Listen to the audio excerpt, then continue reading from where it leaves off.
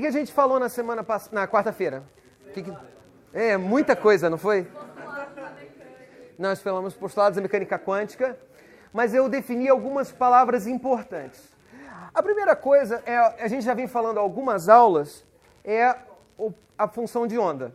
Nós definimos o que é uma função de onda e o primeiro postulado da mecânica quântica, né? Que eu tenho um objeto que eu chamo de função de onda, que pode ser função de x, função de p, ou eu posso representar ela dessa forma, onde quer dizer que simplesmente é a função de onda, é o objeto, a função de estado, que diz o quê? Que contém toda a informação, todas as perguntas que eu posso fazer sobre aquele problema estão contidas dentro dessa função. Então isso é um postulado, estou dizendo, existe esse objeto. Mas na aula passada eu defini uma outra coisa. Defini uma coisa chamada operador. O que é um operador?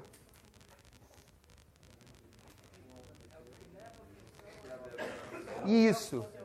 É o que leva uma função em outra função. Que leva uma função de onda em outra função de onda. Então eu tenho um operador, tá? Ele leva uma função, uma função de estado, uma função de onda, em outra função de estado ou função de onda. Tá? E ele funciona muito parecido com uma função, né? Porque uma função leva um número em outro número. Um operador leva uma função em outra função. E eu dei alguns exemplos de operadores. Tá? O primeiro operador que eu dei exemplo foi multiplicar por x. Depois eu dei, esse é o operador x. Depois eu dei um outro exemplo que foi o momento, o operador momento, que é menos IH cortado ddx. Lembram disso? Bom, aí depois que eu defini os operadores, eu disse assim, olha, quando você tem um problema, você tem várias possíveis funções de onda dentro daquele problema. A gente resolveu aquele problema da caixa na aula passada. E aí eu disse assim, qualquer função aqui dentro da caixa que obedeça às propriedades que a gente tinha definido na semana passada é válida. Como é que eram as propriedades mesmo? A função tem que ser contínua, derivada contínua, univaluada. Qualquer uma dessas coisas, né, me permite construir uma função de onda. Uma função de onda que obedece todas essas coisas é uma função de onda permitida para esse problema. Só que eu falei, olha, existem algumas funções de onda que são melhores que outras quando você está discutindo um problema. E aí eu defini uma coisa que eu chamei equação de alto valor. Vocês lembram? Quando você tem um operador, você aplica ele a uma função, e aí você encontra um número vezes essa função. E aí eu chamei isso aqui de equação de alto valor.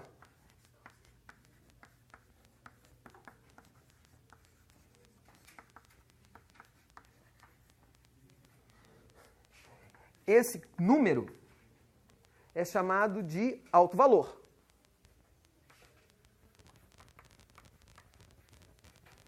E essa função que satisfaz isso é chamado de autofunção.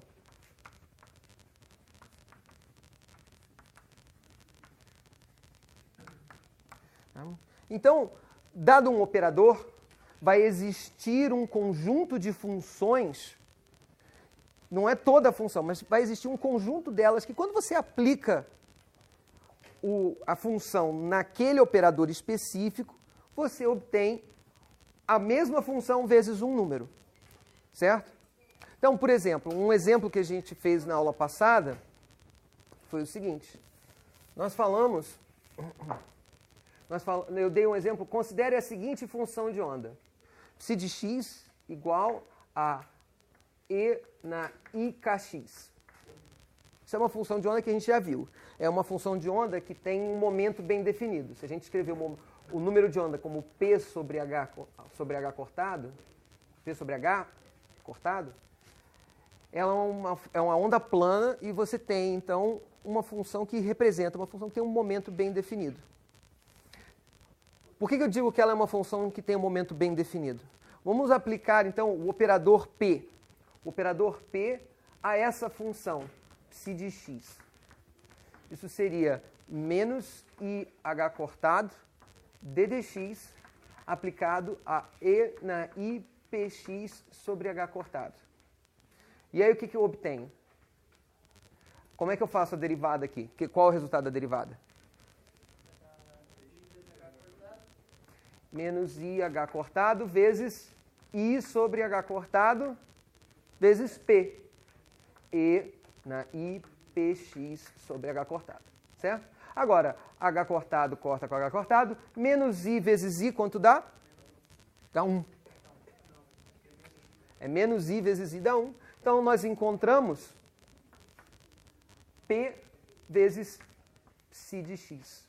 Ou seja, quando eu apliquei o operador P na função psi de x, eu encontrei um número vezes a própria função psi de x.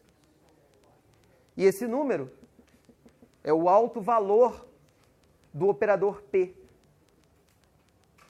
Do operador da função de onda, dessa função de onda. Tudo bem? Agora, nem todas as funções são assim.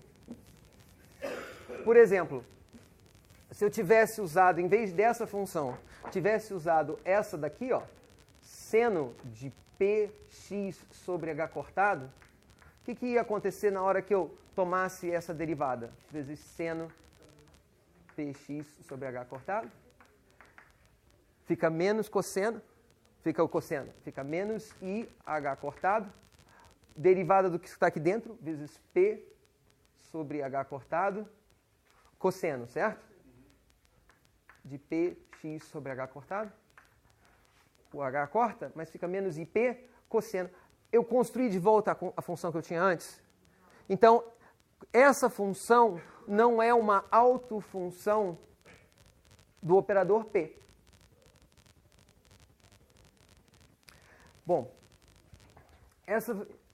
por que isso é importante? Porque agora, essa ideia de autovalores vai permitir, e autovetores e autofunções, vai permitir que a gente classifique as funções. E agora eu vou definir mais uma palavra.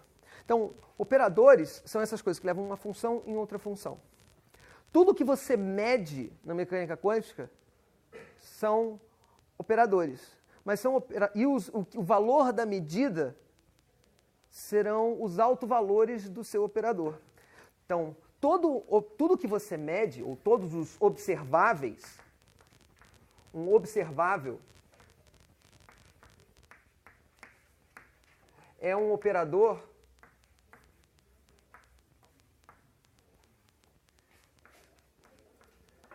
que tem autovalores reais.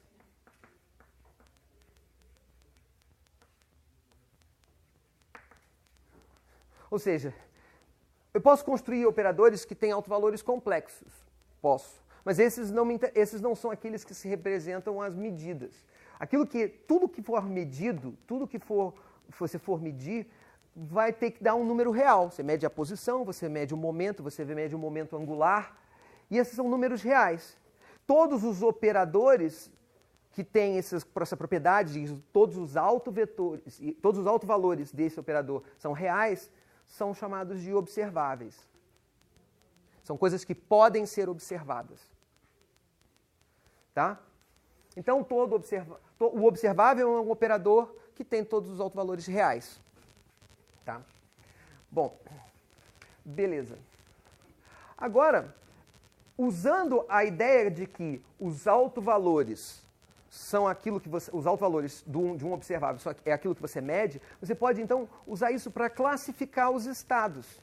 Então, por exemplo, essa função de onda aqui, ó, a psi de p que eu tinha descrito antes, a psi de x que eu tinha escrito antes, que é e na menos ipx sobre h cortado, essa função, ela tem uma característica dela. Como eu vi, se eu aplicar p a psi de x, eu acho o número p pequeno vezes psi de x. Então eu posso usar isso para classificar essa função. Ela tem um índice. Tá? As minhas psi de x, dessa forma, elas foram classificadas, podem ser classificadas em termos do momento p, do número p, que é o momento na direção x.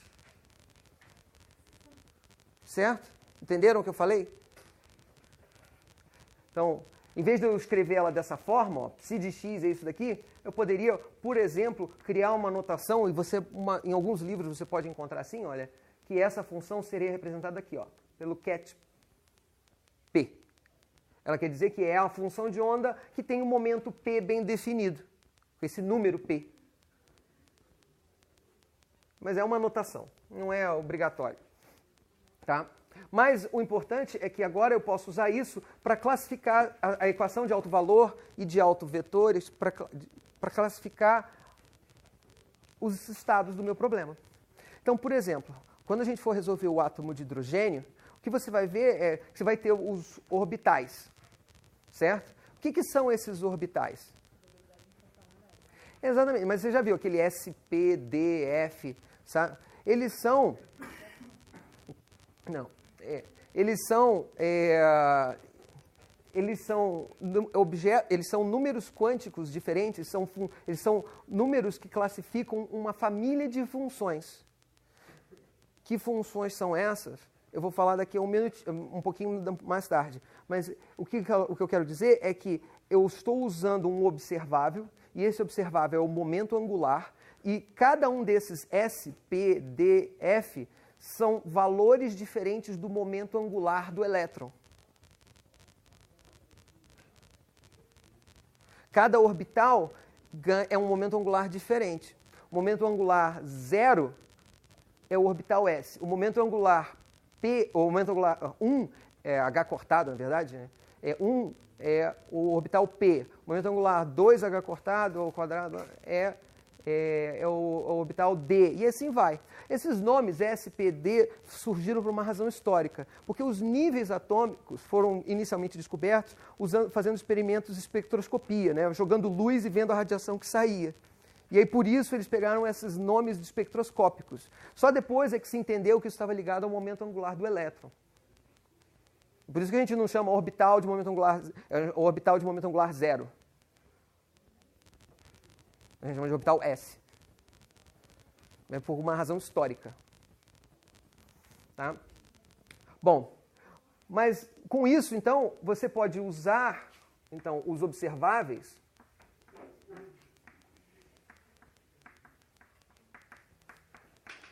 para classificar as funções de onda de um problema.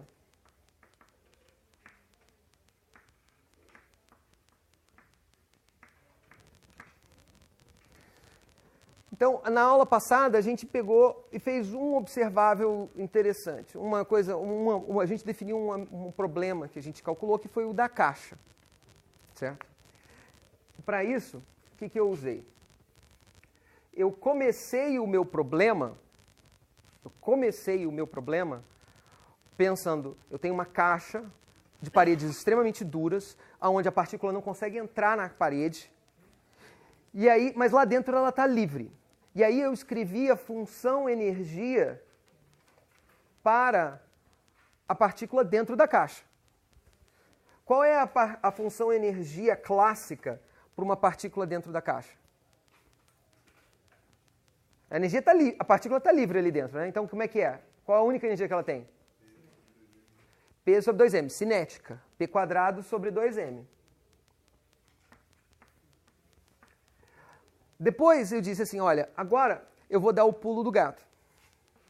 Eu vou chegar e vou dizer o seguinte, eu vou transformar isso aqui que é a função energia clássica, num objeto quântico. Então a gente vai definir uma hamiltoniana quântica a partir da nossa intuição clássica. Eu não tenho que o operador P é menos IH cortado sobre DDX? Então, eu vou chegar e vou dizer que eu vou pegar e vou fazer P quadrado sobre 2m também. Só que o número P, o vetor P aqui, o número Px, é elevado em menos I ao quadrado, que dá menos 1, H cortado ao quadrado sobre 2m, deriva a primeira vez em relação a x, deriva a segunda vez em relação a x, d2, dx2. E essa aqui seria a hamiltoniana da partícula livre dentro de uma caixa unidimensional. Tudo bem? E isso daqui, então, os autovalores desse operador têm um significado. Quais são os autovalores desse operador? O que ele significa? Se eu calcular Hψ, esse Hψ, e encontrar um número vezes ψ para um conjunto de funções, o que é esse número? A energia.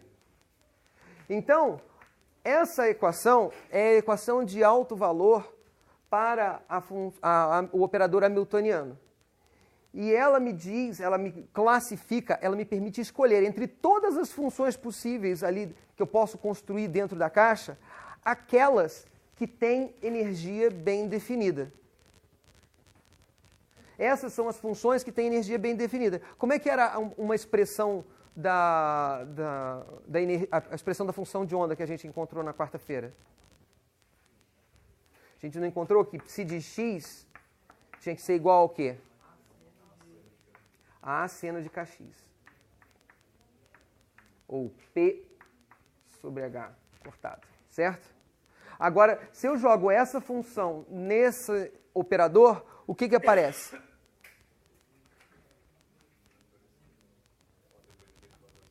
Depois que você derivar duas vezes, volta a ter a mesma coisa que eu tinha antes. Isso. Então, se eu faço Hψ, eu encontro o quê? Eu encontro menos H cortado ao quadrado sobre 2m. Derivo a primeira vez, certo? P sobre H cortado. Derivo a segunda vez, P quadrado sobre H cortado ao quadrado, certo? E acho a mesma função, seno de P sobre H cortado x, com um sinal trocado na frente, mais. E aí agora, isso daqui foi o quê? É a energia, né? O H cortado corta isso, eu encontrei a energia associada a essa função, acho que se doar. Então, essa função tem a energia P quadrado sobre 2m. Só que a gente viu que P não podia ser qualquer coisa, né? Por causa das condições de contorno, e o problema tinha que ser quantizado. A maior parte não estava aqui na quarta-feira, né? Mas tudo bem. A gente vai ver de novo esse problema daqui a pouquinho.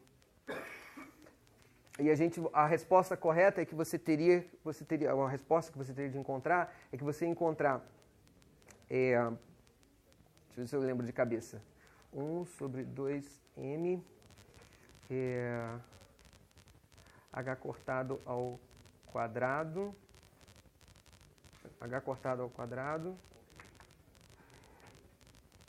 π quadrado sobre L quadrado n quadrado, onde n é o número 1, 2, 3 e assim vai sucessivamente, são os diversos níveis atômicos. Tá? Bom, mas então agora você viu que eu te dei um exemplo de uma função que, primeiro, era autovalor do operador P, mas não era autofunção do operador H. E agora eu estou vendo uma coisa ao contrário, uma função seno que não era a função do operador P, mas é a autofunção do operador H. Tá bom? Beleza.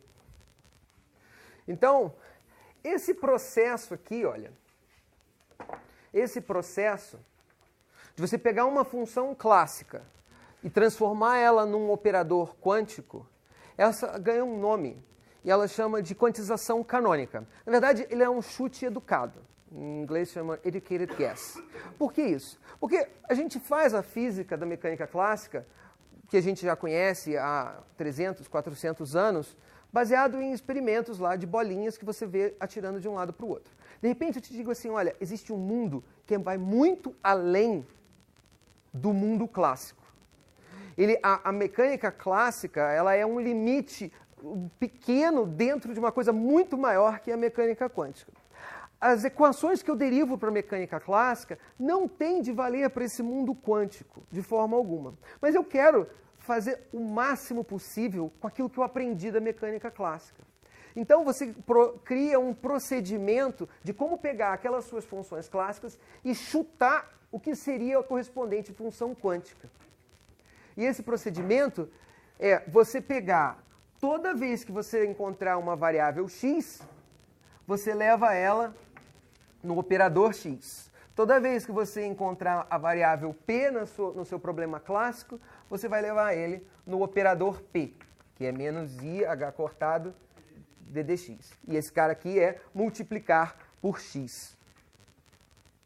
Então, esse processo chama de quantização canônica. Ele não precisa dar certo. Você chuta aquilo que seria o operador, você roda o experimento e vê se você obteve a resposta certa. Se você não obteve a resposta certa, você volta e chuta um outro operador quântico para ver se aquele operador quântico descreve o experimento. Existem operadores quânticos que não têm um correspondente clássico, que não aparecem em lugar nenhum na mecânica clássica. Um exemplo deles é o operador de spin. Tá? Então vocês entenderam aqui esse processo, essa ideia. É um chute. E o grande poder da mecânica quântica é que esse é um chute baseado em experimentos. Se não der certo o experimento, você volta.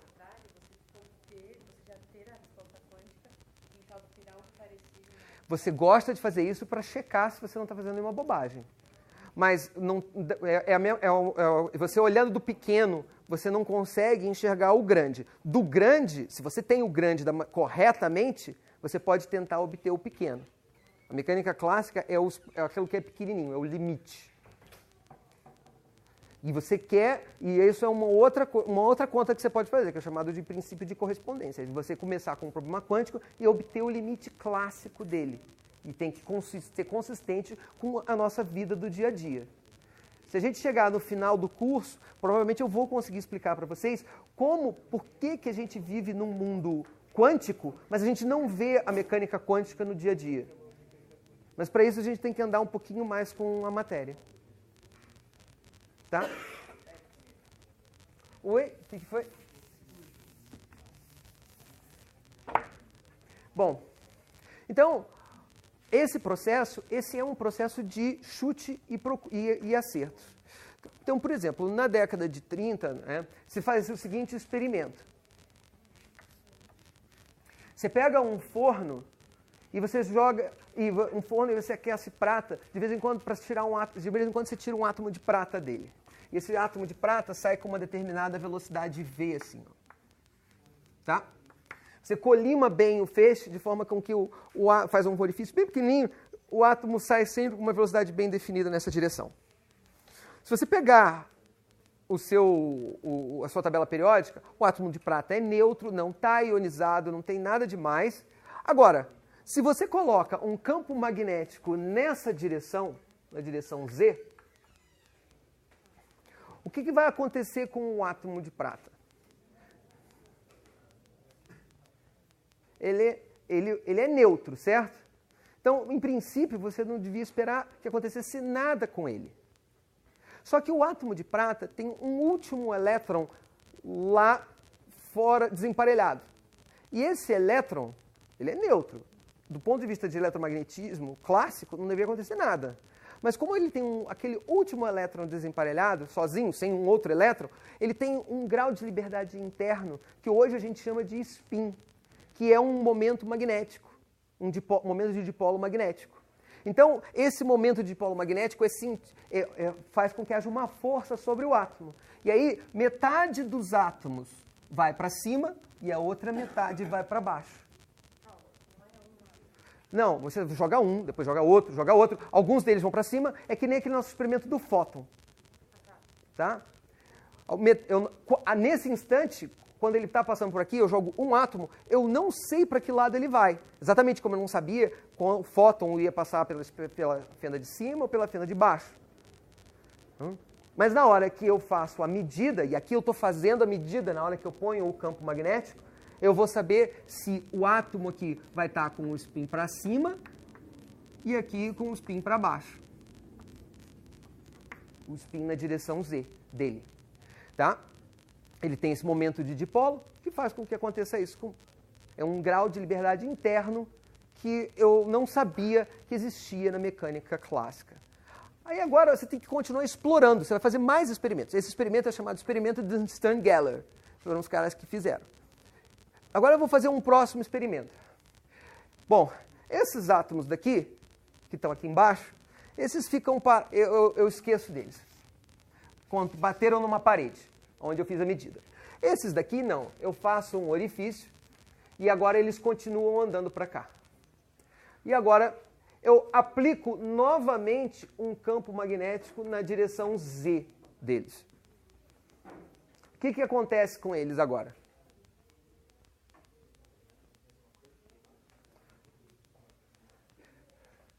Eu preparei eles na direção Z, não foi? Preparar na direção Z, todo o processo de medida é um processo de projeção. Então, todos os átomos que chegaram nesse ponto, todos eles estão com um spin para cima. Quando eu ponho o campo magnético na direção Z, o que vai acontecer? Todos vão para cima. Todos eles sobem e vão para cima. E aqui, então, a gente obtém todos os átomos aqui e nada aqui embaixo. Tá bom? Agora, eu sou um experimental e eu resolvo mudar a direção do meu campo magnético. Eu quero escrever um segundo paper, né? Eu escrevi o primeiro paper de que o campo magnético, que os átomos todos iam para cima que você fizesse isso. Agora eu vou escrever o meu segundo paper e eu ponho o campo magnético na direção X. Ó. O campo magnético está agora na direção X. O que vai acontecer? Então, os meus spins estavam para cima e agora eu ponho o campo magnético na direção X. O que acontece? Oi? Ele vai sentir uma força. Mas para onde vai? O que vai acontecer com o meu feixe de átomos? Não. Metade deles vai na direção de vocês e a outra metade vai na direção do quadro. Metade deles agora, eu preparei eles na direção Z, mas agora, quando eu chego aqui, metade deles vão estar aqui, a outra metade lá dentro do quadro. Eu não consigo desenhar, né? Então eu vou botar aqui. Metade deles está aqui dentro e metade está aqui fora. Essa metade que está aqui fora, então, olha, eu posso dizer assim, olha, o meu spin, eu tinha um momento angular na direção Z, todos os átomos que saíram do forno saíram com um momento angular em todas as direções. Agora eu tenho um átomo que tem momento angular na direção Z, apontando para cima. Nesse instante, eu poderia dizer para mim, olha, que eu tenho o átomo ainda aqui embaixo, com o spin apontando para cima na direção Z, e agora com o spin para cima na direção X. Metade foi para lá, outra metade foi para dentro. Certo? Eu poderia dizer isso. Então, o momento aqui eu estou medindo esse momento angular, esse grau de liberdade interno na direção Z, e aqui eu estou medindo ele na direção X. Ah, você já sabe a resposta. Então, é isso que eu vou fazer agora. Eu tenho que continuar com o experimento, eu tenho que fazer mais um experimento. E esse experimento é o que vai provar isso que eu estou falando, que você falou agora. Então, o que aconteceu? Isso aqui é a minha suposição. A minha suposição era que eu tinha os spins apontando para cima, o momento angular era para cima na direção Z, e eu tenho uma componente, eu poderia agora ter uma componente na direção X, metade para um lado, metade para o outro. E foi isso que eu acabei de escrever. Tá? Os meus átomos aqui teriam essa característica. Só que agora eu faço um outro Stern-Geller. Eu faço um outro experimento com um campo magnético na direção Z, novamente. Então esses caras aqui são os que supostamente já têm o spin na direção Z e tem também para cima e o spin na direção X para cima. E aí eu faço um Stern-Geller na direção Z de novo. Qual o resultado que você obtém? Metade vai para cima e metade vai para baixo. E aí, qual a conclusão que eu tiro desse problema aqui? Exatamente. Que na hora que eu medi na direção X, eu mudei substancialmente o problema. Ele agora passou a ser um spin eu tenho que escolher uma medida. Na hora que eu faço a medida, eu tenho que escolher uma direção. E essa direção escolhe um eixo de quantização. Uma direção onde eu posso assumir o spin mais ou o spin menos. O spin para cima ou o spin para baixo. Mas elas não são... Eu tenho que escolher essa direção. As medidas, elas não são independentes. Então, quando eu fiz a medida na direção Z, eu fiz uma escolha. Quando eu faço ela na direção X, eu destruo, é como se eu destruísse aquela preparação que eu fiz na direção Z. Vamos voltar a uma coisa que vocês lembram, que é do princípio da incerteza. A medida na direção X, da posição X, e depois a medida de momento eram independentes? Eu podia fazer as duas coisas simultaneamente? Não. Eu tinha que escolher X ou P. O que esse experimento está me dizendo é que esse grau de liberdade interno, que eu chamo spin, que eu não expliquei para vocês o que é ainda, mas eu estou dizendo que esse grau de liberdade interno, ele também tem um princípio de incerteza associado a ele. Quando eu meço o objeto na direção Z, eu perdi completamente a estrutura na direção X. Quando eu meço na direção X, eu perco completamente a estrutura na direção Z, a informação da direção Z. Então ele tem duas direções ou não? Você pode medir na direção X ou você pode medir na direção Y. Você não pode medir as duas simultaneamente. Exatamente como X e P você não consegue medir simultaneamente. Se ele tivesse as duas simultaneamente, Não, ele, no terceiro caso? não, ele não tem, ele tem o spin dele. O spin dele tem uma interpretação semiclássica de um vetorzinho que está girando, tal, tem um momento de dipolo em uma determinada direção. Agora, quando você faz o cálculo e você tenta medir, você só pode medir, na hora que você mede, você só vai medir, se você mede na direção Z, ele só pode assumir dois valores, para cima ou para baixo. Quando você mede na direção X, ele só pode assumir o valor para dentro da sala ou para fora da sala. Agora, as medidas, elas não podem ser feitas independentemente uma da outra. Quando você faz a direção X, você está escolhendo uma direção. Você não tem dois autovalores simultâneos desses operadores. Deixa eu escrever a matemática associada a esse problema. A matemática associada a esse problema é a seguinte. O operador que define o spin, eu disse assim, é um chute. Não, tudo é um chute, né? Porque agora a gente está fazendo mecânica quântica de uma coisa que não tem uma versão clássica. É o operador H cortado sobre 2 da matriz de Pauli 1, 0, 0, menos 1. O que isso quer dizer? Isso quer dizer que essa matriz tem dois autovalores, H cortado sobre 2 e menos H cortado sobre 2. Quer dizer que se eu fizer uma medida do spin na direção Z, eu só posso obter dois valores. O spin pode estar para cima, mais H cortado sobre 2, ou o spin pode estar para baixo, menos H cortado sobre 2. No caso aqui, o campo magnético interage com esse objeto para fazer a força que faz o átomo ir para cima ou ir para baixo. Agora, se eu defino a seguinte matriz, ó, a matriz de spin na direção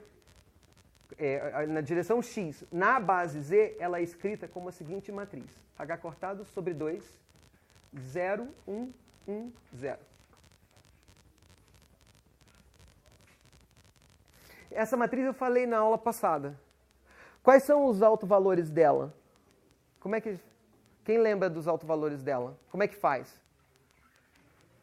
O autovalor dela é assim, olha só. Se eu tenho a matriz H cortado sobre 2, 0, 1, 1, 0, e eu aplico a um vetor arbitrário, xy, eu quero achar isso aqui como sendo um número vezes xy. Eu vou aplicar e eu encontro que H cortado sobre 2y é igual a lambda x.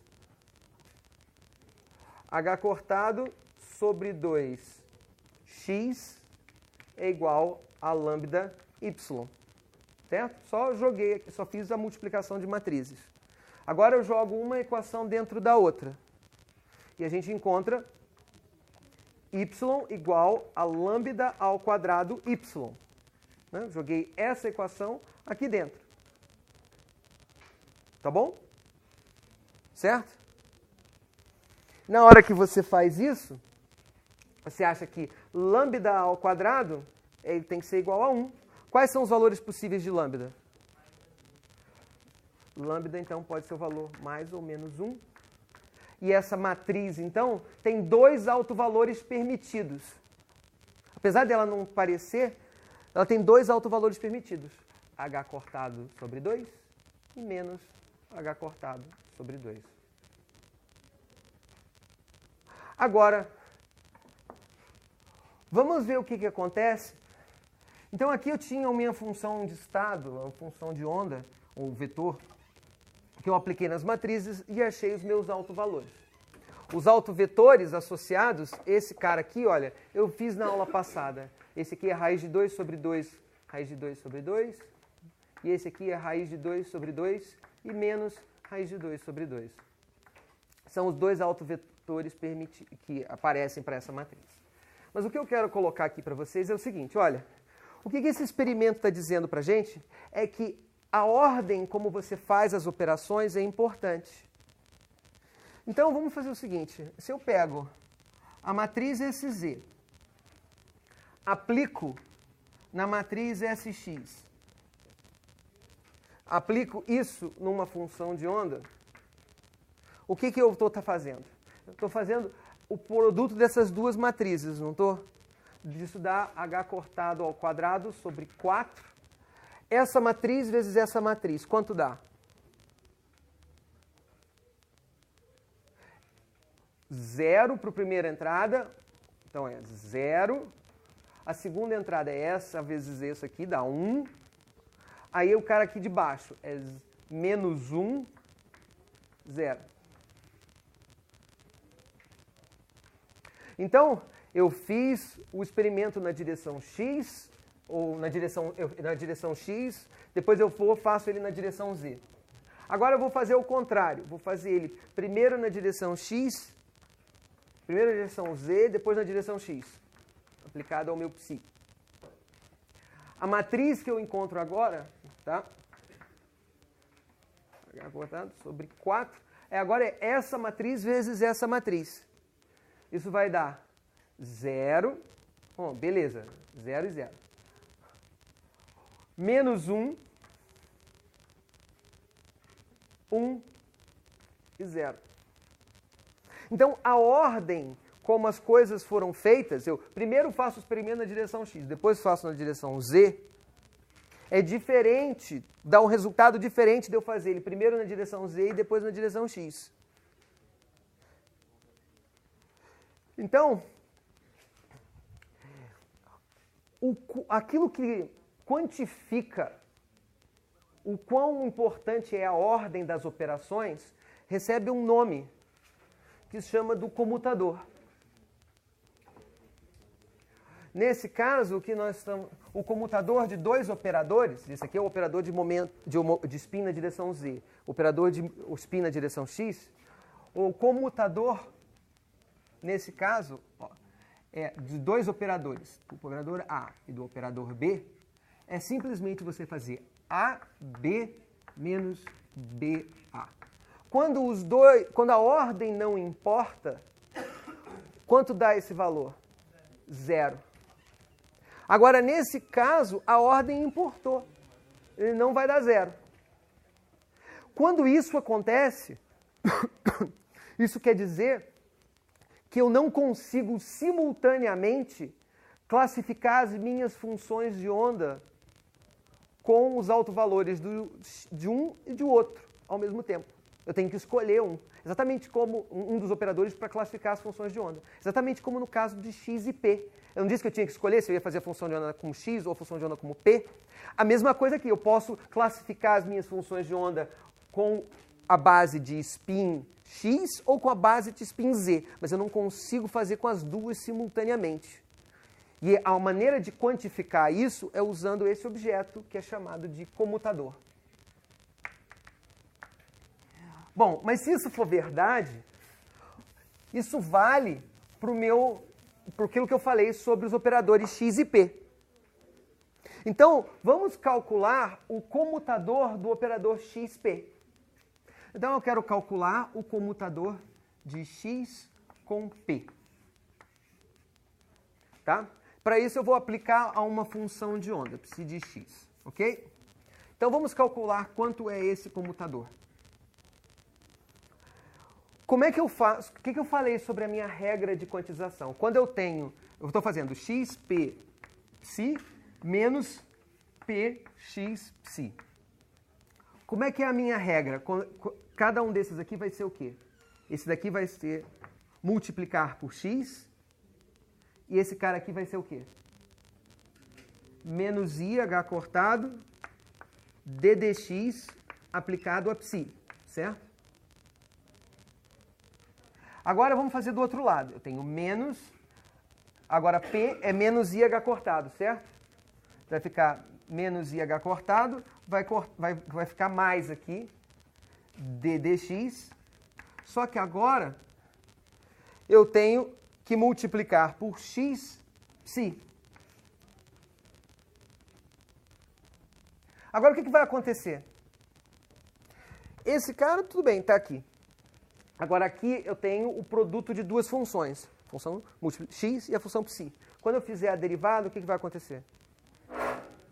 Derivada do primeiro vezes o segundo, mais derivada do segundo vezes o primeiro, certo? Então vamos encontrar menos i, h cortado, x d psi dx, mais IH cortado, a derivada de x em relação a x dá 1. Menos IH cortado psi, mais agora IH cortado x vezes d dx. E aí esse corta com esse, mas a gente ficou com um IH cortado. Então esse comutador aqui, ó, é IH cortado psi de x. Para qualquer psi de x. Então, para simplificar um pouquinho, a gente joga fora esses psis, ó. E essa aqui é a relação de comutação dos operadores x e p. Tá? Se você pega o livro original do Paul Dirac sobre os princípios de mecânica quântica, que ele escreveu na década de 30, ele fala, eu botei até um link no YouTube dele velhinho, na década de 60, fazendo um discurso na Austrália, um seminário na Austrália, onde ele diz o quão exaltado e feliz ele ficou quando ele percebeu isso daqui. Porque na mecânica clássica, para quem fizer mecânica clássica, existe uma quantidade chamada colchete de Poisson na mecânica clássica. E ele percebeu que se você pegasse o colchete de Poisson clássico e transformasse isso no comutador, isso era uma maneira de fazer a mecânica quântica, você criar essa mecânica quântica, de dar esse chute inicial de qual a forma que os operadores tinham de ter. E ele, no livro, ele escreve, eu assumo isso, I assume that. Então é uma coisa, assim, na hora que o cara escreve isso, é a hora que ele está dando o pulo do gato. Ele está dizendo, olha, aqui tinha mecânica clássica. Olha que legal. Agora, lá está a mecânica quântica. Para eu chegar lá, eu vou ter que dar um pulo de fé. Eu não posso provar isso, mas eu assumo isso. E aí, ver as consequências dessa conclusão. Tá? Desse chute. Tá? Então, essa relação de comutação é uma relação de comutação fundamental. E ela que vai ser importante para a gente na hora de fazer os cálculos, por exemplo, do oscilador harmônico quântico. A outra relação de comutação que eu falei, ela dá o seguinte, ela diz que o operador de spin na direção x, comutando com o operador de spin na direção y, dá IH cortado o operador de spin na direção z. Eu posso ter errado um sinal, mas eu acho que não. Então, E o que essas regras de comutação, esses operadores dizem para a gente? Eles dizem que a ordem importa e que essas variáveis, elas não podem ser medidas simultaneamente. Elas só podem ser medidas simultaneamente se o comutador delas é zero.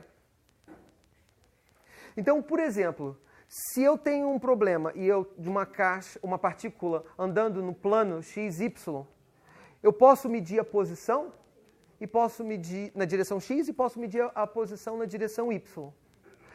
Essas variáveis têm uma comutação não nula? Ou não? Eu posso? É nula, porque eu não disse que o operador x não é multiplicar pela função x?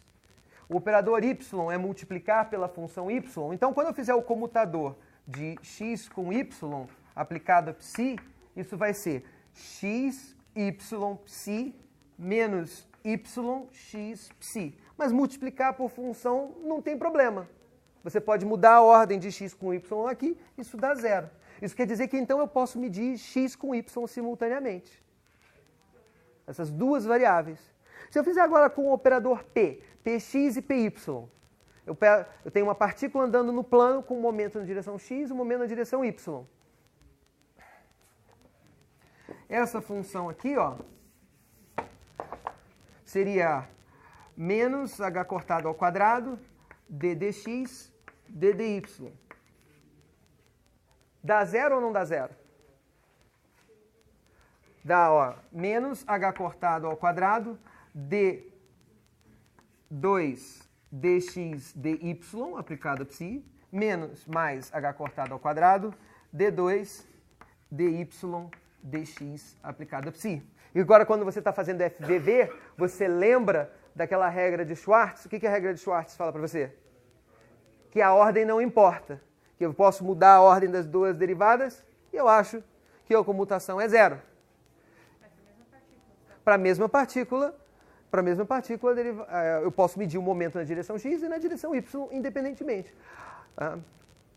E se eu quisesse agora, por exemplo, saber se eu posso medir simultaneamente a posição na direção x e o momento na direção y. Quanto daria esse comutador? Também dá zero. Também dá zero. Porque isso aqui seria menos IH cortado. Agora aqui vai ficar x d dy de psi menos d dy vezes x psi. Mas como essas variáveis são independentes, x e y, eu posso passar o x para fora da derivada. O x vem para cá. E agora o comutador deu zero de novo. Então, o princípio da incerteza foi um princípio. Foi uma coisa que a gente falou e que dizia assim, duas variáveis que são que não são independentes têm que se relacionar por esse princípio que diz assim, eu não posso medir uma, se eu tentar medir uma, eu perco conhecimento sobre a outra. Agora a gente está dando uma estrutura mais sofisticada que diz a mesma coisa, que é dado aquilo que nós chamamos de operador, que é o objeto que tem autovalores que dão os valores da medida. Quando o comutador de dois operadores é diferente de zero, isso significa que você não consegue medir esses dois objetos simultaneamente, encontrar essas duas coisas simultaneamente. X ou P, ou o momento angular, ou o spin do objeto. Tá bom? Só uma coisa que eu esqueci de falar foi o seguinte. Uma coisa que vai ser importante para a gente, na nossa regra de quantização, eu não vou fazer agora. Só na nossa regra de quantização, eu disse que se você ia pegar a função, o x ia no operador x, o p ia em menos IH cortado ddx. E esses são operadores que são importantes. Se eu quisesse fazer o y, eu já falei para vocês, y vai no operador y, o py vai em menos IH cortado ddy e o z é a mesma coisa. Agora, em mecânica clássica tem uma outra quantidade que é legal, que é útil, que se chama momento angular. Alguém lembra o que é o momento angular? R vetor P. O momento angular, ó, é definido como R produto vetorial com o momento P.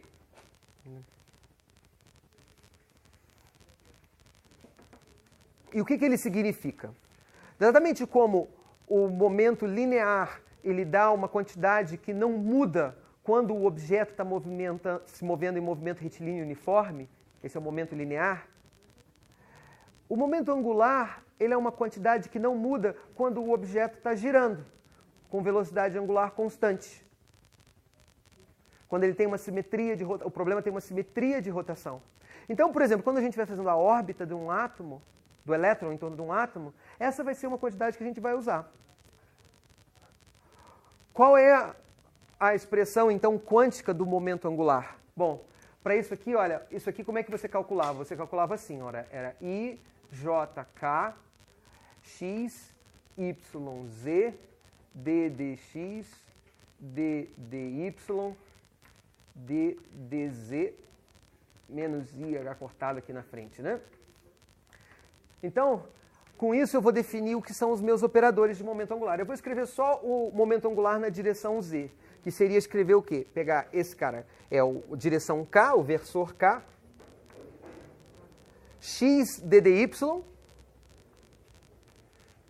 menos IH cortado, x ddy, e agora vem na outra direção, menos y ddx, mais IH cortado, y ddx. Então, o momento angular na direção z, o operador quântico, momento angular na direção z, é isso daqui, ó. Menos IH cortado, x ddy, menos y ddx. Ok? O alto valor desse cara é o M que aparece na sua notação de química. É o o número quântico magnético, M.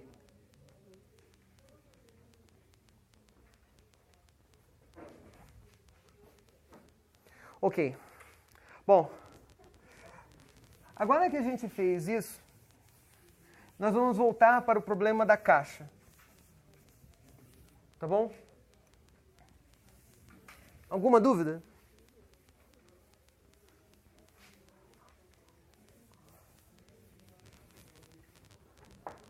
Então, o problema da caixa que a gente fez na aula passada foi o seguinte, não foi?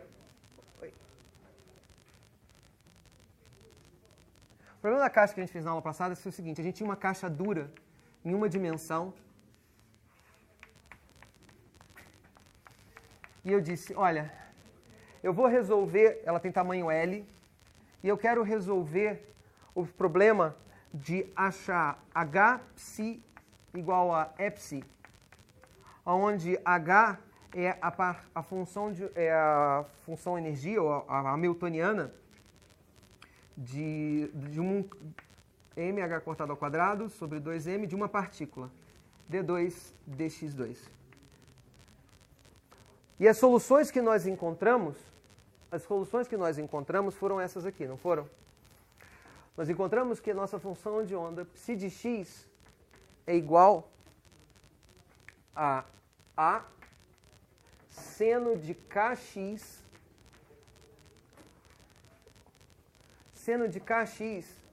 onde k não pode ser qualquer coisa. K tem que ser π sobre L vezes n, e n é igual a 1, 2, 3, e aí vai daqui para frente. E a razão que k tinha que ser isso era porque psi de 0 tinha que ser igual a psi de L, que tinha que ser igual a 0, porque a função de onda tinha que ser contínua e tinha que morrer nas extremidades da caixa. Então, esses números são os números que classificam os números de onda, classificam os momentos das ondas, e com isso eu classifico as soluções. Eu classifico as funções de onda. Então, cada função de onda, na verdade, aqui eu tenho um kn e eu tenho um psi de n. E essas são usadas, então, para classificar as soluções que eu tenho ali dentro.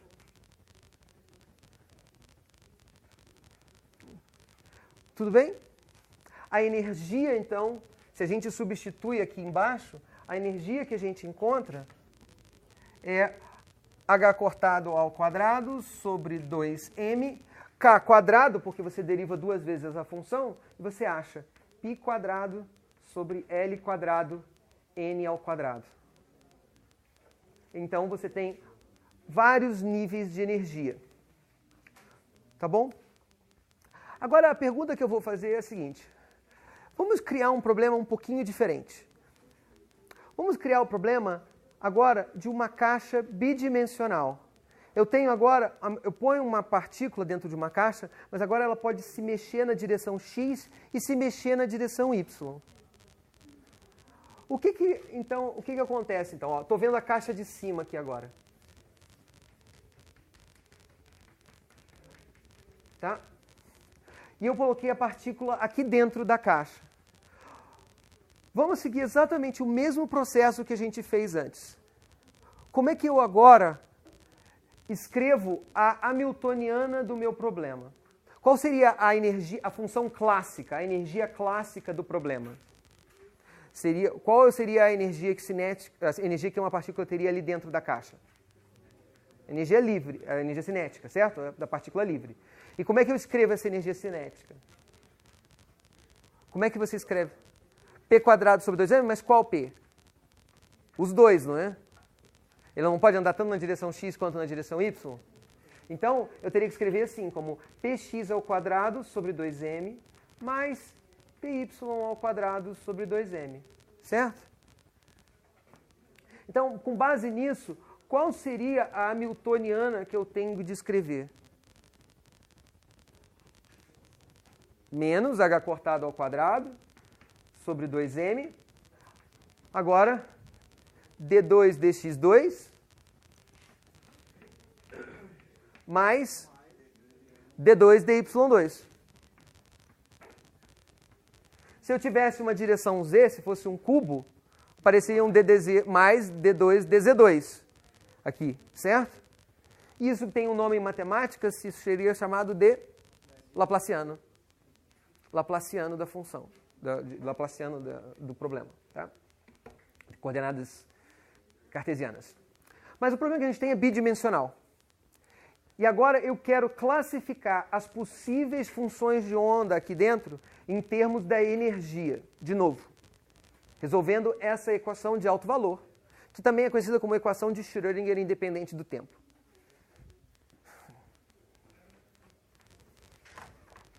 Então agora eu tenho essa hamiltoniana para resolver. H psi igual a E psi.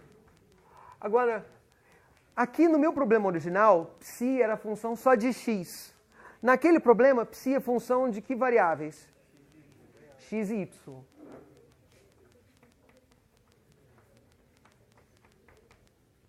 Ok. Agora que eu fiz isso, então eu vou ter que resolver esse problema aqui. A minha equação é essa daqui, ó, menos h cortado ao quadrado sobre 2m, d2 dx2 mais d2 dy2 psi de xy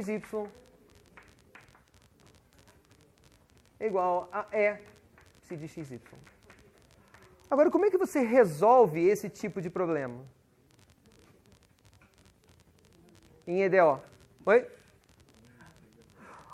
O que a sua física espera de você? Okay, espera que você pode usar de física aqui. A partícula, eu posso medir na direção x, independente na direção y, px, py. Os dois movimentos são completamente independentes, na direção x e na direção y, não são? Então, quando eu pego uma EDO, então o que eu espero que a solução se pareça? Seria alguma coisa como uma soma ou um produto, alguma coisa que seja independente tanto de uma direção e da outra.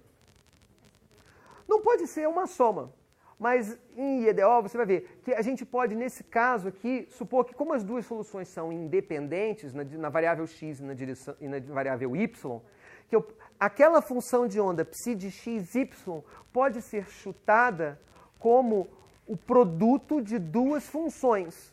Uma função na variável x e uma função na variável y. Entenderam o que eu falei? Não?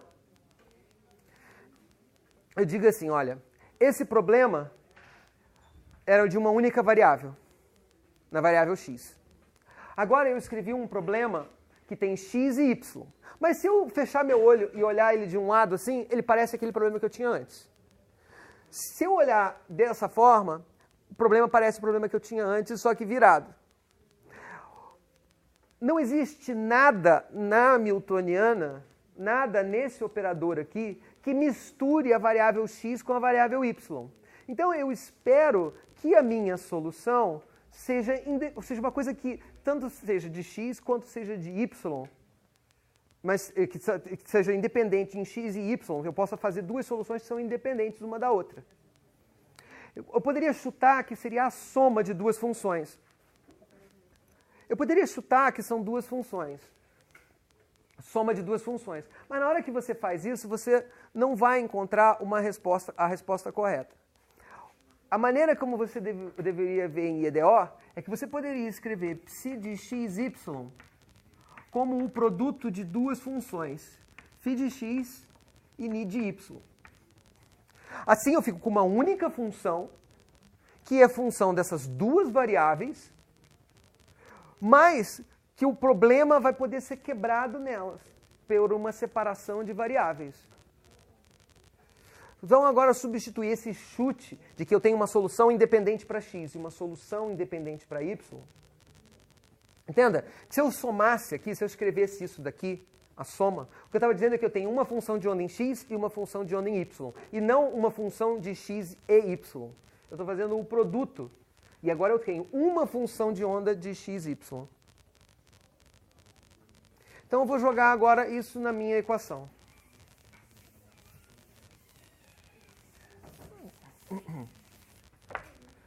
Ok.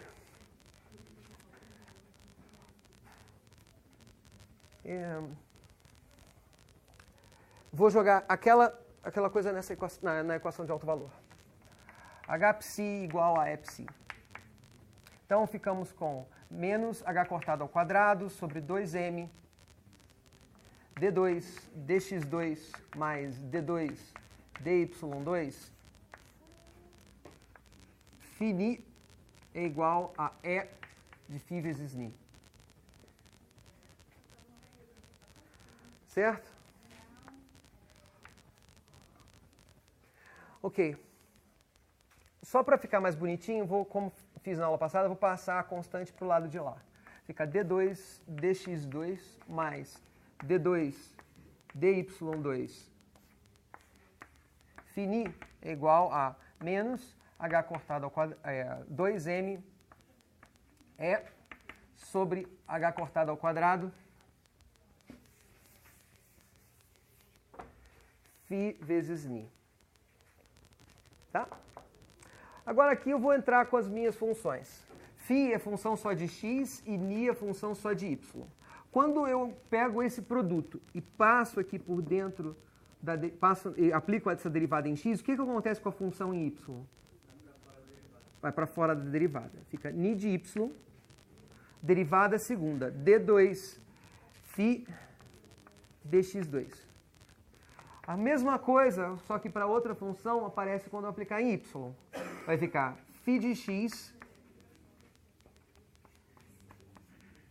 d2 ni dy2. Isso é igual a menos 2me sobre h cortado φ vezes ni. Agora, isso aqui é um número, tem esse produto de funções. Eu vou fazer o seguinte truque. Eu vou dividir por φ vezes ni. Na hora que eu divido por φ vezes ni, por psi, o ni morre do lado de cá. Vai ficar 1 sobre φ. Certo? O φ morre aqui. Vai ficar 1 sobre ni aqui. Ó. E aqui só ficou um número. Tá bom? E agora que eu fiz isso, eu posso agora separar jogar essa função, que é a função só de y, tá vendo? Aqui, ó, é a derivada em y e uma função só de y. E aqui é só a função de x. Para o outro lado.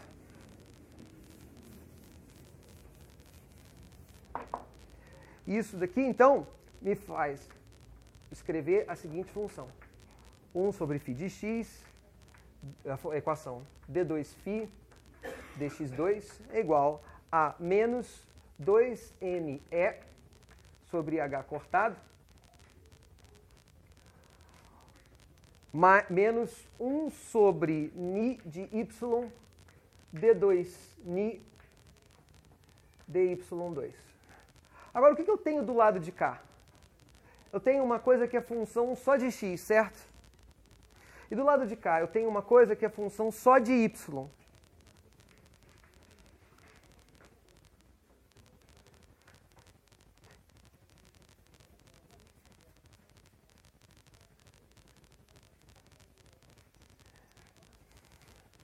Então, se eu tenho essas funções assim, o que eu posso dizer? Se eu tenho uma coisa que varia só em função de x desse lado, e varia só em função de y do lado de cá, eu posso, e elas são iguais, e os x e y são completamente independentes um do outro, eu posso dizer que essas duas coisas só podem acontecer simultaneamente para qualquer valor de x e para qualquer valor de y, se essas duas coisas conspirarem, essa derivada com esse 1 sobre φ e essa derivada com 1 sobre ni, para que todo mundo seja igual a uma constante, lambda. Vou chamar menos lambda, na verdade, que é um número negativo. Então, eu estou dizendo que isso aqui só pode acontecer, porque aqui são variáveis independentes, se isso for igual a um número. Eu estou ensinando como é que se resolve uma equação diferencial por método de separação de variáveis. Se as pessoas já sabem disso, por favor, esperem a provinha lá fora.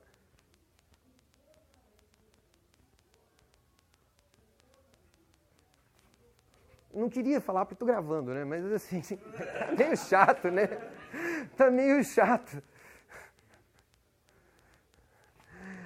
Não é fácil. Eu sei que não é fácil. Eu não faço para vocês, não é fácil para ninguém. E é chato para mim, porque eu já fiz isso. Eu já fiz isso hoje. Então, vamos lá. Então, esse aqui é um número. E agora eu vou dizer que eu vou ter a resolver a minha primeira equação, com base naquele número.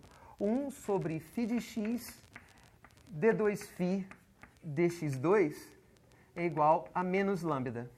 Passo o φ para o lado de lá, fica φ de x. Bom, mas a gente já resolveu essa equação. Não resolveu? Qual foi essa equação? É a equação da caixa que a gente resolveu na quarta-feira, que é a equação da corda do violão. Qual função que derivada duas vezes dá ela mesma com um número negativo na frente? Cossenos e senos. Mas, como a gente está fazendo aquele problema da caixa, e a gente é esperto, né, e colocou a origem no zero, de 0, 0, aqui está a caixa vista de cima, ó, e esse pedaço aqui, esse ponto eu estou chamando de ponto 0, 0, eu preciso que a minha função de onda seja 0 aqui. Então, φ tem que ser 0 aqui. Então, que função que eu vou escolher? Seno. Vou escolher φ de x como sendo uma constante seno de k na direção x vezes x. Ok? Agora, o que seria o lambda, então? Se eu derivo duas vezes, não é? O que eu encontro? Se eu derivo duas vezes φ de x, ó, dφ dx, eu acho a cosseno de kx vezes x, vezes kx aqui na frente. Derivo uma segunda vez, aparece kx quadrado com o sinal de menos, e aqui vira seno. Então, eu descobri que o lambda é esse kx ao quadrado. É igual a lambda. Tá? Agora eu sei também que a função de onda tem que morrer aqui, ó, na posição L0. Nesse ponto aqui, ó. Lembra que a função de onda tinha que morrer aqui? Então a minha função φ em L tem que dar zero também. Então, eu já tinha aqui, para chutar que aqui era seno, eu já tinha usado que φ de zero tem que ser igual a zero. Agora, quando eu impor que φ de L tem que ser igual a zero, eu imponho uma condição sobre os valores do K. Qual é essa condição? Kx tem que ser igual ao quê? Π sobre L vezes um número inteiro, nx. Tá bom? Então agora, com isso, eu resolvi essa equação diferencial, achei a nossa função φ de x a seno de kx vezes x. Bom, mas agora eu também tenho informação sobre a segunda parte da minha equação, essa daqui de cima. Agora eu sei quem era o lambda. O lambda está escrito ali, ó, é kx ao quadrado. E kx já está determinado, virou um número, πl vezes n de x. Então eu vou botar aquilo lá em cima. Vai ficar menos 2me sobre h cortado, tá? Menos 1 sobre ni d2ni dy2 é igual a menos kx quadrado.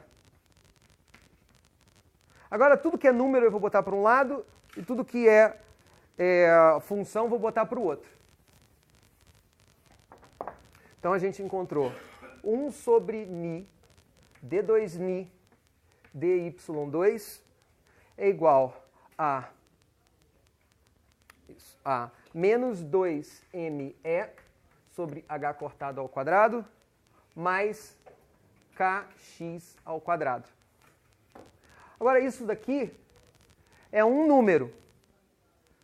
Chamar de lambda til, ômega, o que vocês quiserem. Isso tudo aqui, tá vendo? É um número, isso aqui é outro número. Chamar de ômega. Eu chamei aqui lá de lambda. Então, agora a minha equação diferencial desse cara aqui ficou sendo d2ni dy2 é igual a menos, vou botar o menos do lado de fora aqui, menos ômega ni. Que equação é essa? É a mesma equação, só que na variável y. Então agora a minha função ni de y, de novo, vai ser uma outra constante, a linha seno de ky vezes y. E o meu ky vai ser igual a π sobre L vezes ny, onde ny é 1, 2, 3, e assim vai por toda a vida. Tá? Qual é essa constante ômega agora? Em analogia àquilo que a gente tinha feito antes, qual que você acha que tem que dar? Ky ao quadrado. Então, ômega é ky ao quadrado. Então, agora eu vou juntar tudo. Deixa eu juntar os dois aqui. Ômega é ky ao quadrado, mas era isso daqui, não era? Então, eu encontrei que ky ao quadrado tem que ser igual a 2me sobre h cortado ao quadrado menos kx ao quadrado. Oi? Eu botei um menos aqui em evidência, era menos ômega aqui, né? Aqui. Tá? E aí isso aqui então quer dizer, agora ky eu já sei quem é. Kx eu sei quem é. Quem eu não sei é a energia.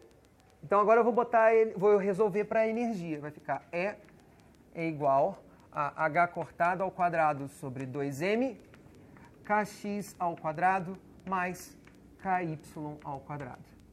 Ou seja, a energia agora tem dois números quânticos, né? Eu posso escrever assim, ó, h cortado ao quadrado sobre 2m, π quadrado sobre L quadrado, nx ao quadrado mais ny ao quadrado.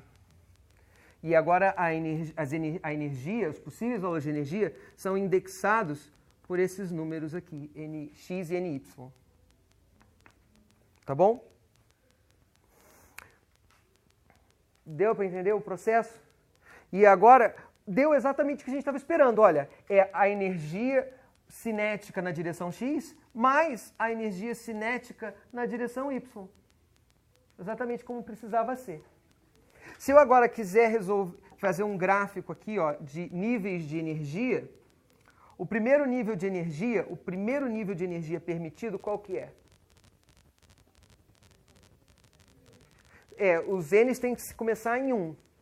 Porque senão a função, se começasse em 0, a função dava identicamente nula. Então os n's começam em 1. Então o primeiro nível de energia é quando nx igual a ny igual a 1. Então nesse nível de energia aqui, ó, a energia desses problemas, deixa eu fazer grande aqui do lado de lá. A energia que a gente tem no primeiro nível de energia, no sistema no caso de energia mais baixa, é essa daqui, ó. Seria h cortado ao quadrado sobre 2m π quadrado sobre L quadrado, 1 mais 1 ao quadrado. Né? 1 ao quadrado mais 1 ao quadrado. Agora, e a função de onda associada, a psi11, que é a função de x e y, é uma constante seno de π sobre Lx vezes seno de π sobre Ly. Agora, a segunda função, o segundo nível de energia, aconteceria quando? N igual a 2. Mas eu tenho dois n's. Qual deles é 2? Posso fazer nx igual a 2? E esse aqui tem que valer quanto? 1. Então eu poderia fazer o caso 2,1, por exemplo. O nível de energia 2,1 é h cortado ao quadrado sobre 2m π quadrado sobre L quadrado. 2 ao quadrado é 4, mais 1 ao quadrado, 1. E a função de onda que apareceu, essa psi21, seria uma constante seno de 2π sobre Lx vezes seno de π sobre Ly. Agora, tem um outro nível de energia que tem o mesmo valor de energia. Uma outra função de onda que tem o mesmo valor de energia. A E12. H cortado ao quadrado sobre 2m π quadrado sobre L quadrado, 1 mais 4.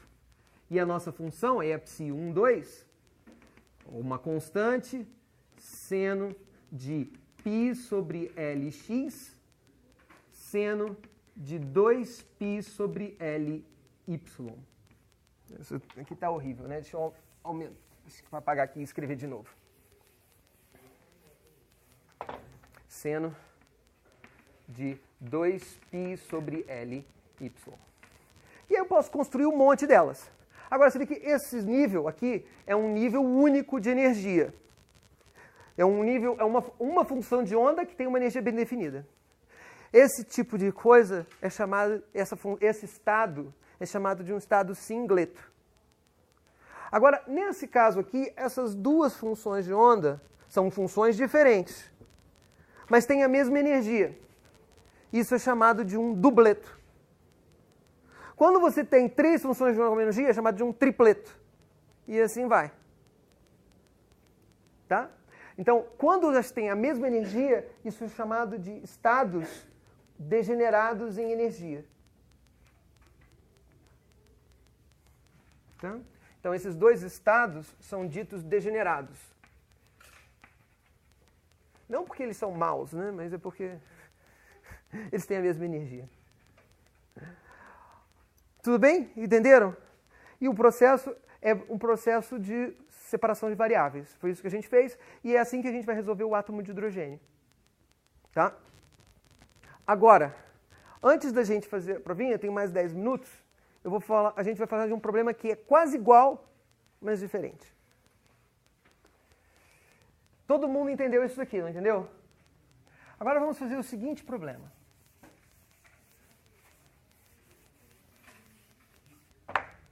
Em vez de ter uma caixa na direção XY, com uma caixa quadrada, de novo eu tenho o meu problema unidimensional. Tá bom? Só que agora eu coloco dentro da minha caixa, não uma, mas eu coloco duas partículas. Partícula verde e a partícula rosa.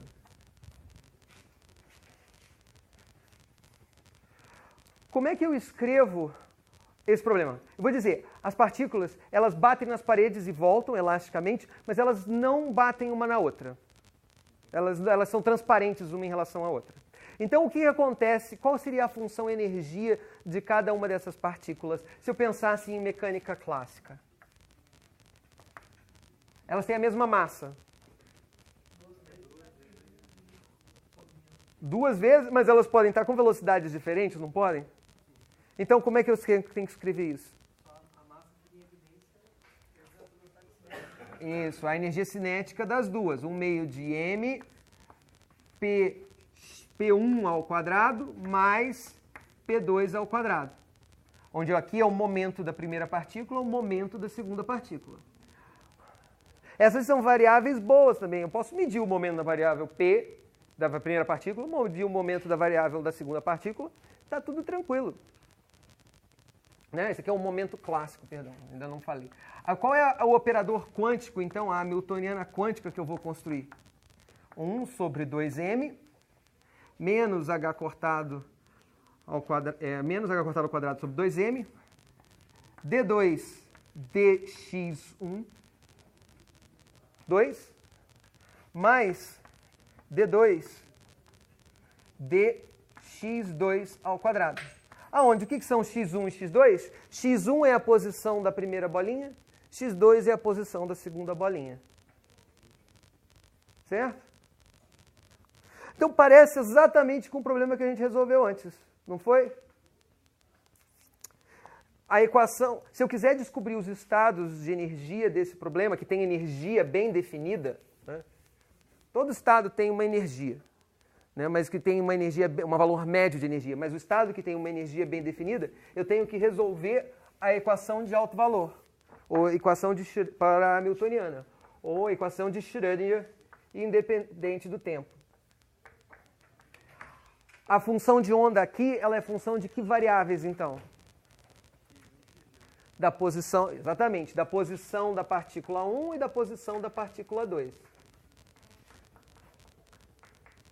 Como é que a gente vai resolver esse problema? Exatamente, as partículas são independentes uma da outra. Uma atravessa a outra. Então, são duas funções independentes. E, de novo, a gente vai chutar a separação de variáveis. Psi de x1, x2 é igual a φ de x1, φ de x2. E as duas funções são totalmente independentes uma da outra. A gente vai resolver exatamente como a gente resolveu antes. Deixa eu chamar de Ni, né, que eu chamei de Ni. E a gente encontrou... Como é que é a forma das soluções que a gente encontrou? A energia, como é que seria a função de onda? Psi de x1, x2. Isso, seno do K da primeira partícula, certo?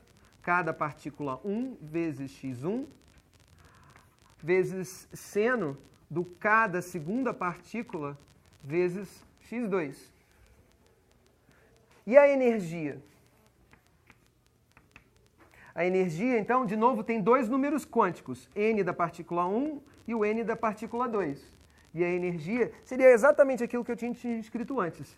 H cortado ao quadrado sobre 2m, π quadrado sobre L quadrado, N1 ao quadrado mais N2 ao quadrado. N1, N2 são os números 1, 2, 3, são os números quânticos desse sistema. Tá bom?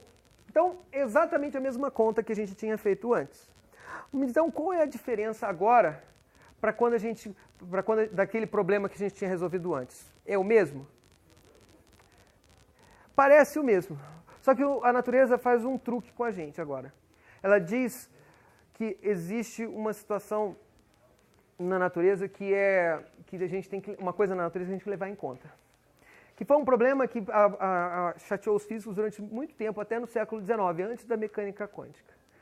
Se eu tenho aqui uma molécula de hidrogênio, e aqui eu tenho uma outra molécula de hidrogênio, essa é a molécula verde, e aqui é a molécula rosa.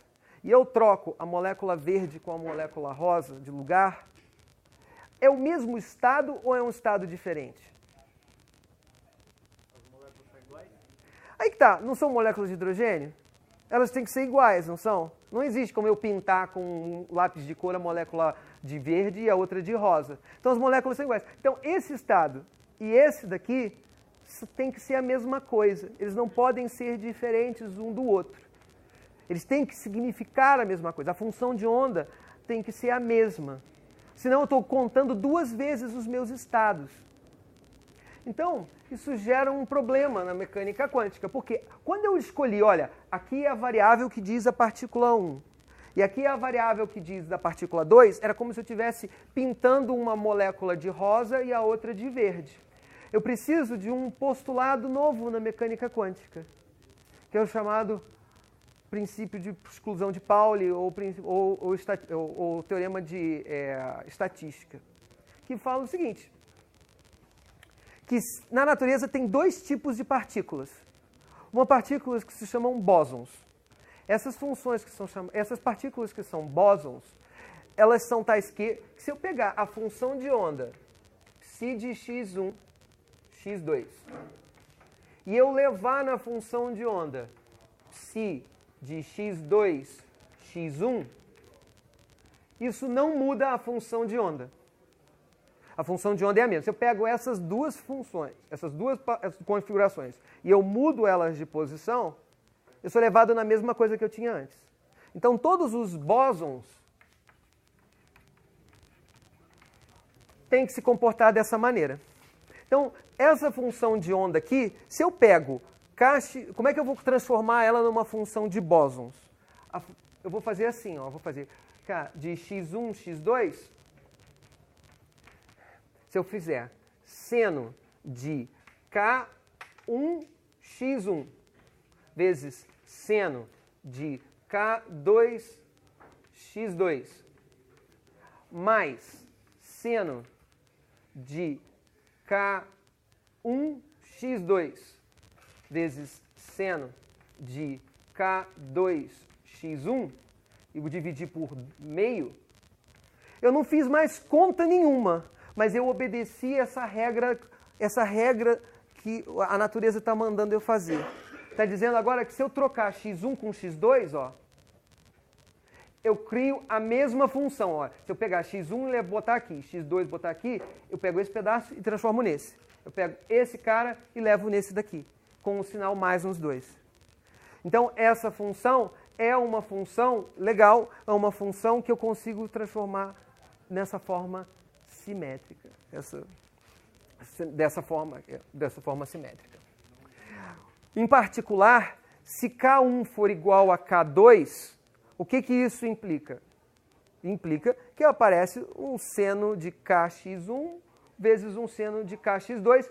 Eu posso ter as duas partículas com o mesmo número quântico, com o mesmo K. Então, uma característica dos bósons é que eu posso colocar todos com os mesmos números quânticos, inclusive o estado fundamental. Eu posso escolher N1 igual a N2 igual a 1. Por quê? Porque essa função não dá a função nula, se eu escolher K1 igual a K2. Agora, existe na natureza um outro conjunto de partículas que é chamada de férmions. Nessas partículas, a função de onda psi de x1, x2, quando você troca a variável x1 por x2, tem que levar em menos x2, x1. Então, quando eu quiser escrever a minha função de onda, eu vou pegar essa mesma forma aqui. Psi de x1, x2, só que agora eu vou escrever como 1/2 de uma antissimetrização desses dois caras. Ó. Vou escrever assim, ó. Seno de K1, x1, seno de K2, x2, menos seno de K1, x2, seno de K2x1. Agora, então, quando eu troco uma pela outra, esse no x1 por x2, esse termo vai nesse, esse termo vai nesse e aparece um sinal de menos. Em particular, se na hora que você faz isso, o que acontece se eu escolher K1 igual a K2 ou N1 igual a N2? Dá zero. Então, nos férmions, os férmions não podem ter os mesmos números quânticos. Tem que ter todos os números quânticos diferentes. Isso é tão importante que ganhou um nome especial, princípio de exclusão de Pauli. Então, o que acontece é que agora, o primeiro nível de energia, aquele primeiro nível de energia que a gente tinha desenhado, ele é permitido se eu estiver colocando férmions, ou, por exemplo, um elétron dentro da caixa. Ele não é permitido. Se eu botar 2 elétrons ali, o que acontece? No nosso problema, eu tinha dito assim, olha, eu tenho aqui os meus níveis de energia, certo? O primeiro nível, quando eu coloco dois fótons, 2 bósons ali, 2 átomos de rubídio, por exemplo, o primeiro nível dentro da caixa teria aquela energia, H cortado ao quadrado, π quadrado sobre 2ml quadrado, e eu poderia ter colocado 1 mais 1. Esse seria o primeiro nível. Agora, se eu faço isso com 2 elétrons, eu não posso, porque os 2 elétrons não podem ter os mesmos números quânticos. O primeiro elétron eu posso colocar com n igual a 1, mas o segundo tem que entrar com n igual a 2. Então, no caso de elétrons, essa energia não vai existir. A primeira energia com 2 elétrons, a primeira energia com 2 elétrons na caixa vai ter que ser aquela que eu tinha chamado de E1. H cortado ao quadrado, π quadrado sobre 2ml quadrado, 1 mais 4. Ou 4 mais 1, é um dupleto. Mas o primeiro nível que eu coloco não pode, vai com 2 elétrons, o primeiro vai lá para o primeiro pode ter energia 1. Mas na hora que eu coloco o segundo não pode ter aquele mesmo número quântico. Tem que ter um número quântico diferente. Então eu sou obrigado a escolher o próximo disponível. É o n igual a 2. Exatamente, a distribuição de elétrons obedece ao princípio de exclusão de Pauli. E por isso que você não... Por que todos os elétrons não vão para o orbital S? Por causa do princípio de exclusão de Pauli, porque tem que ter números quânticos diferentes cada um dele. Por que todos os elétrons num metal não vão para o estado de energia mais baixo? Eles têm que ir ocupando estados de momento diferentes, ou que faz uma coisa chamada banda eletrônica, por causa disso. Então eles vão preenchendo níveis cada vez mais altos. Se você pegar uma estrela de nêutrons, o que é uma estrela de nêutrons? Pega uma estrela. Posso falar, não? Não, vocês não querem saber. Pega uma estrela de nêutrons. A estrela morre. Como é que uma estrela funciona? A estrela é uma luta titânica entre 2 forças da natureza. Aí você tem a gravidade puxando para dentro e quando acontece a fusão nuclear no núcleo da estrela, ela libera a radiação eletromagnética e aí a pressão de radiação empurra a estrela para fora. Então ela é uma luta de gravidade tentando empurrar ela para dentro, e aí a fusão nuclear ali dentro do núcleo da estrela empurra, a pressão de radiação que é criada, os fótons empurram ela para fora. Eventualmente o combustível nuclear dela acaba e ela colapsa. Dependendo do tamanho dela, existem vários tipos de mortes possíveis para ela. Ela pode virar um buraco negro, mas uma morte que é muito comum é que ela vire uma estrela de nêutrons. A estrela começa a colapsar dentro dela mesma, em cima dela mesma, e o que acontece? Ela não tem pressão de radiação, não tem coisa para empurrar ela para fora.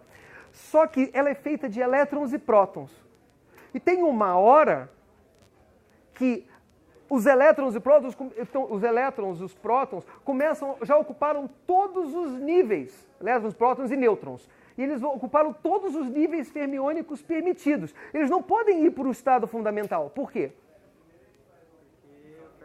Por causa do princípio de exclusão de Pauli. Então eles vão ocupando. Tem uma hora que a gravidade está empurrando ela para baixo. Só que o princípio de exclusão de Pauli segura a estrela. E ela vira uma estrela de nêutrons. E é como se fosse um mega átomo gigantesco. E tem mais ou menos 13 quilômetros e a massa do Sol. Agora, quando nem o princípio de exclusão consegue segurar a estrela, ela vira um buraco negro. Beleza.